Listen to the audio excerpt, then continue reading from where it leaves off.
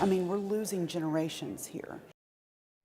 Knox County Sheriff's Office says we're losing people from all walks of life, young kids and the elderly, to overdoses. Last year, the county set a record in the number of people who died from a drug overdose with 457.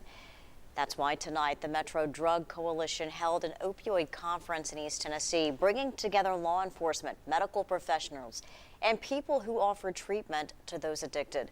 Reporter Vinay Semlot explains how experts say the opioid epidemic has changed over the last 6 months.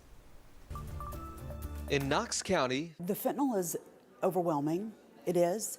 fentanyl is Lieutenant Heather Reyda's main concern. It truly has affected every walk of life in our community. For the Knox County Sheriff's deputy, who started her career working in jails in the 90s, to leading the drug-related death task force, You're just seeing people going to jail and dying, and these families destroyed.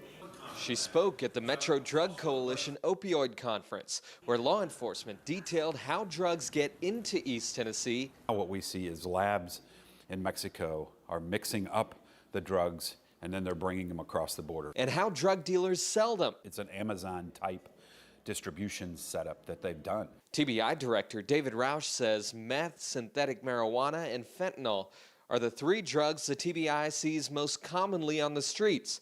But fentanyl is killing the most Tennesseans. The TBI Director says dealers have gotten smarter. They're pressing it into pills to look like other drugs to try to throw law enforcement off. And over the last 6 months, people aren't only mixing fentanyl with other drugs. Back in Knox County, It gives you hope in your job that you're making a difference.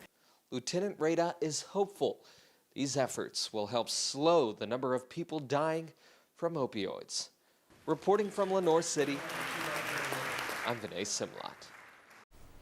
Those experts say the most common drugs in East Tennessee, methamphetamines, synthetic marijuana, and fentanyl, can all be made in a lab. They say that's why dealers are able to bring so many to the state with low prices.